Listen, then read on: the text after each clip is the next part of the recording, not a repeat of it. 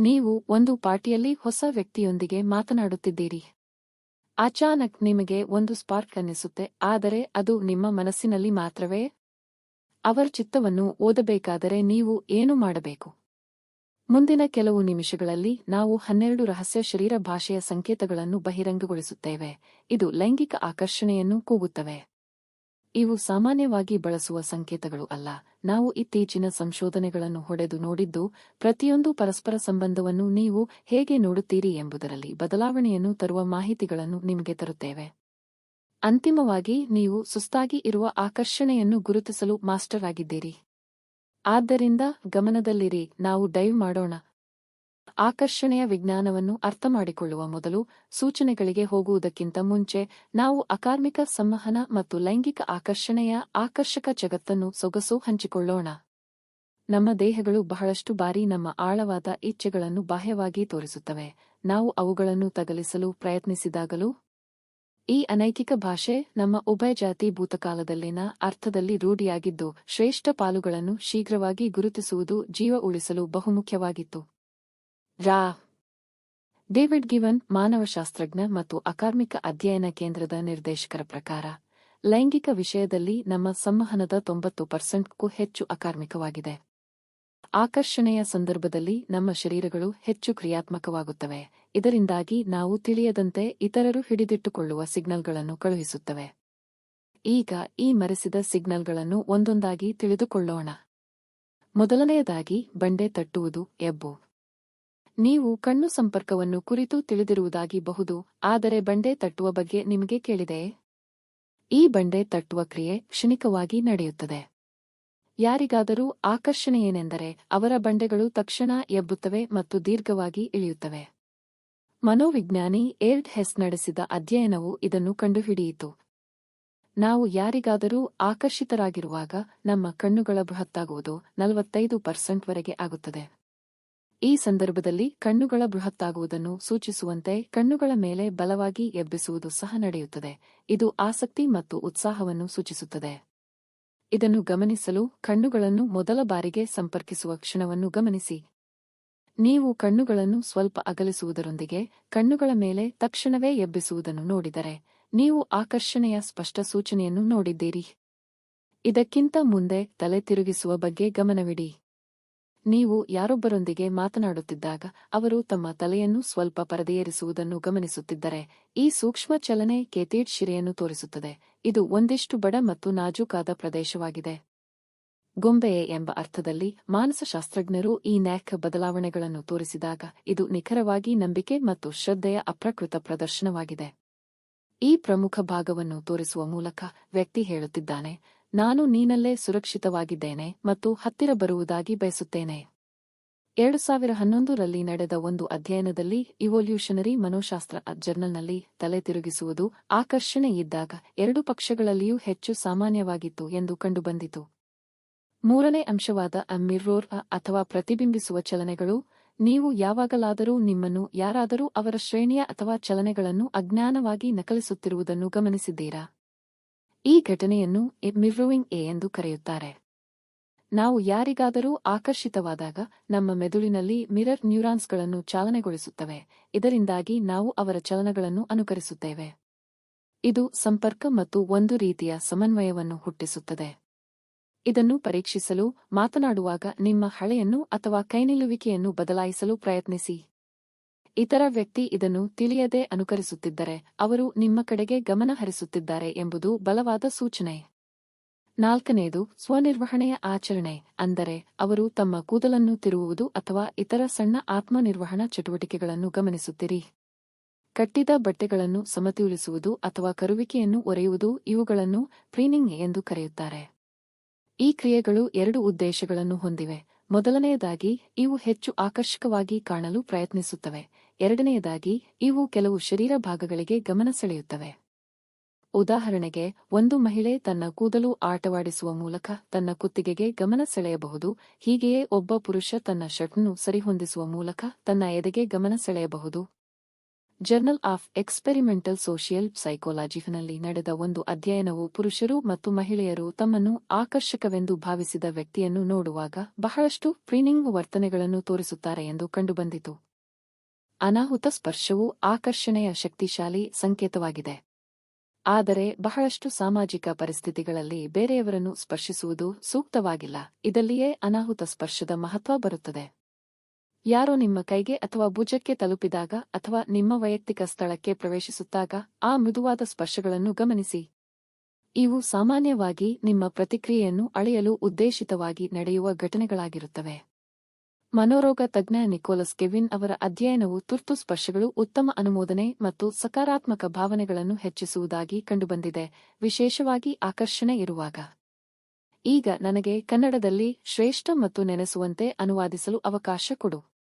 ಆದರೆ 6 ಅಡಿ ಉದ್ದದ ದಿಕ್ಕಿನಲ್ಲಿ ಇಲ್ಲೊಂದು ಆಶ್ಚರ್ಯಕರ ವಿಷಯವಿದೆ. ಯಾರಾದರೂ ಬಾಯಾರಿದಾಗ ಅವರ ಕಾಲುಗಳು ಯಾವ ದಿಕ್ಕಿಗೆ ತಿರುಗಿವೆ ಎಂಬುದರಿಂದ ಅವರ ಆಸೆಗಳನ್ನು ಬಹಳಷ್ಟು ತಿಳಿದುಕೊಳ್ಳಬಹುದು.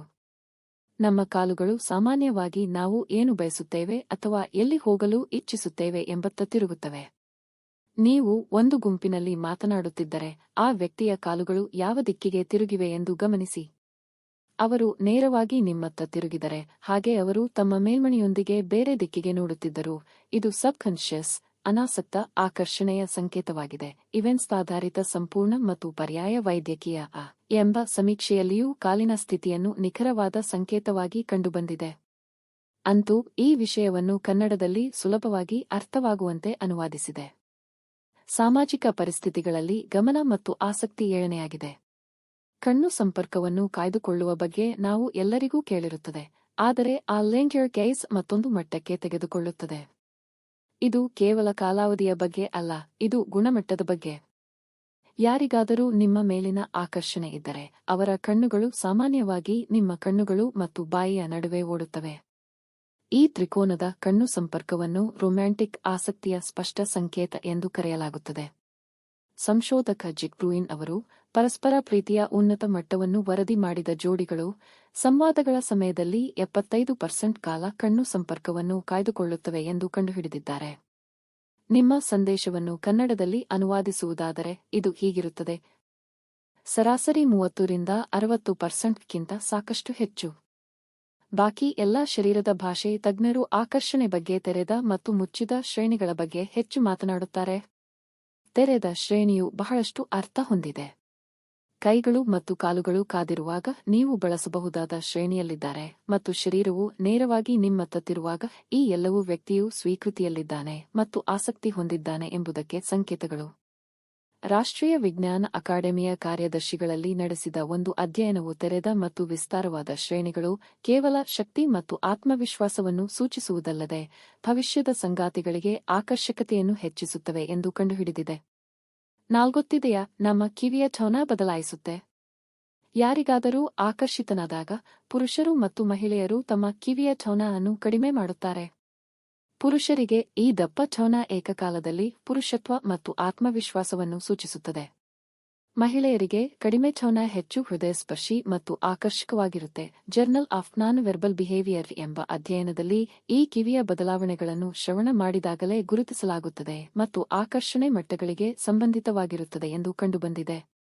10 ಹತ್ತಿರದ ಪರೀಕ್ಷೆ ಇಲ್ಲಿದೆ. ಒಂದು ಸೂಕ್ಷ್ಮ ಆದರೆ ಶಕ್ತಿಶಾಲಿ ಸೂಚನೆ.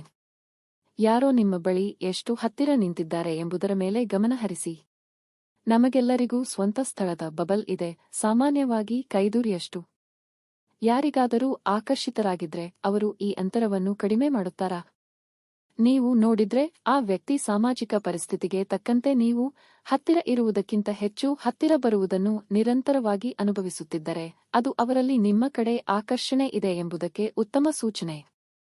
ಆಂಥ್ರೋಪೋಲಜಿಸ್ಟ್ ಎಡ್ವರ್ಡ್ ಹಾಲ್ ಅವರ ಪ್ರಾಕ್ಸೆಮಿಕ್ ಬಗ್ಗೆ ಮಾಡಿದ ಅಧ್ಯಯನವು ನಾವು ಇತರರಿಂದ ಇಟ್ಟುಕೊಂಡಿರುವ ಅಂತರವು ಅವರೊಂದಿಗೆ ಇರುವ ನಮ್ಮ ಸಮೀಪತೆಯ ಮಟ್ಟಕ್ಕೆ ನೇರವಾಗಿ ಸಂಬಂಧಿತವಾಗಿದೆ ಎಂದು ತೋರಿಸುತ್ತದೆ.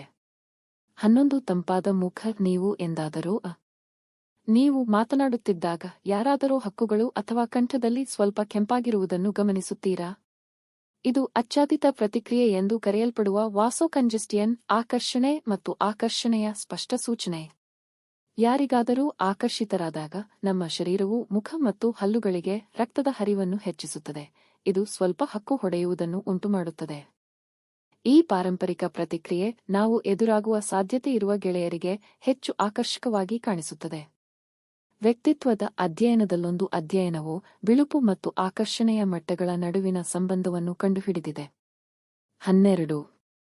ಸಮಯ ವಿಸ್ತರಣೆ ಪರಿಣಾಮವು ನಿಮ್ಮ ಆಕರ್ಷಣೆ ಇರುವ ವ್ಯಕ್ತಿಯೊಂದಿಗೆ ಇರಿದಾಗ ನಿಮ್ಮ ಅನುಭವಕ್ಕಿಂತ ಅವರ ವರ್ತನೆಯ ಬಗ್ಗೆ ಹೆಚ್ಚು ಇದ್ದು ಸಮಯವು ಹೇಗೆ ಹಾರುತ್ತದೆ ಎಂಬುದು.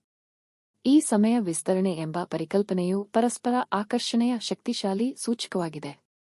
ನೀವು ಯಾರಿಗಾದರೂ ಹತ್ತಿರ ಇದ್ದಾಗ ಸಮಯವು ಹೇಗೆ ವೇಗವಾಗಿ ಕಳೆದಂತೆ ಅನುಭವಿಸುತ್ತಿದ್ದರೆ, ಇದು ನೀವು ಇಬ್ಬರೂ ಪರಸ್ಪರ ಒಬ್ಬರ ಸಂಗತಿಯನ್ನು ಆನಂದಿಸುತ್ತಿರುವುದರ ಉತ್ತಮ ಸೂಚಕವಾಗಿದೆ ಮತ್ತು ನಿಮ್ಮ ನಡುವಿನ ಏನಾದರೂ ಸ್ಪಾರ್ಕ್ ಇದೆ ಎಂಬುದರಲ್ಲೂ ಸೂಚಿಸುತ್ತೆ. ಸೈಕಾಲಜಿಕಲ್ ಸೈನ್ಸ್ ಎಂಬ ಪತ್ರಿಕೆಯಲ್ಲಿ ನಡೆದ ಒಂದು ಅಧ್ಯಯನವು ಭಾಗವಹಿಸಿದವರು ನಿರಂತರವಾಗಿ ಸಮಯವನ್ನು ಅಂದಾಜಿಸಲು ತಪ್ಪಿಸುತ್ತಿದ್ದರು ಎಂದು ಕಂಡುಬಂದಿದೆ. ಇಲಾಖೆ ಆಕರ್ಷಕ ವ್ಯಕ್ತಿಗಳೊಂದಿಗೆ ನಡೆದುಕೊಳ್ಳುವಾಗ ಕಾಲದ ಹಾದಿಯಲ್ಲಿ ತಟಸ್ಥ ಸಂಬಂಧಗಳಿಗೆ ಹೋಲಿಸಿದರೆ ಈ ಸಂಕೇತಗಳನ್ನು ಗಮನಿಸುವುದು ಅತ್ಯಂತ ನಂಬದಾರವಾಗಿದೆ. ನೀವು ಒಂದು ವೇಳೆ ಹಲವಾರು ಸಂಕೇತಗಳನ್ನು ಒಟ್ಟಾಗಿ ಗಮನಿಸಿದರೆ, ಒಂದೇ ಸಂಕೇತವು ಆಕರ್ಷಣೆಯನ್ನು ಸೂಚಿಸುವುದಿಲ್ಲ, ಆದರೆ ಈ ವರ್ತನೆಗಳ ಗುಚ್ಚು ಒಬ್ಬನಿಗೆ ಆಸಕ್ತಿಯಿರುವುದರ ಪ್ರಬಲ ಸೂಚಕವಾಗಿದೆ. ಈ ಸೂಕ್ಷ್ಮ ಸಂಕೇತಗಳನ್ನು ಅರ್ಥಮಾಡಿಕೊಳ್ಳುವುದರಿಂದ ನೀವು ಸಾಮಾಜಿಕ ಪರಿಸ್ಥಿತಿಗಳನ್ನು ಉತ್ತಮವಾಗಿ ನಿರ್ವಹಿಸಲು ಮತ್ತು ಯಾರೋ ನಿಮಗೆ ಆಕರ್ಷಿತನಾಗಿರುವುದನ್ನು ಗುರುತಿಸಲು ಉತ್ತಮವಾಗಿ ಸಿದ್ಧರಾಗುತ್ತೀರಿ. ಈ ಅರಿವನ್ನು ಬುದ್ಧಿವಾದದಿಂದ ಬಳಸಿರಿ ಮತ್ತು ಯಾವ ಸಂಬಂಧದಲ್ಲೂ ಸ್ಪಷ್ಟ ಸಂವಹನ ಮುಖ್ಯವಾಗಿದೆ ಎಂದು ಸದಾ ನೆನಪಿರಿಸಿ. ನೀವು ಇಲ್ಲಿ ತಲುಪಿದರೆ ದಯವಿಟ್ಟು ಕೆಳಗಿನ ಕಾಮೆಂಟ್ ವಿಭಾಗದಲ್ಲಿ ನಿಮ್ಮ ಅಭಿಪ್ರಾಯ ತಿಳಿಸಿ. ಇನ್ನಷ್ಟು ರಂಜಕ ವಿಷಯಗಳಿಗೆ ನೀವು ಈಗ ಪರದೆಯಲ್ಲಿ ಕಾಣುತ್ತಿರುವ ಶ್ರೇಷ್ಠವಾದ ವಿಡಿಯೋವನ್ನು ನೋಡಿ. ನೋಡಿದ್ದಕ್ಕೆ ಧನ್ಯವಾದಗಳು.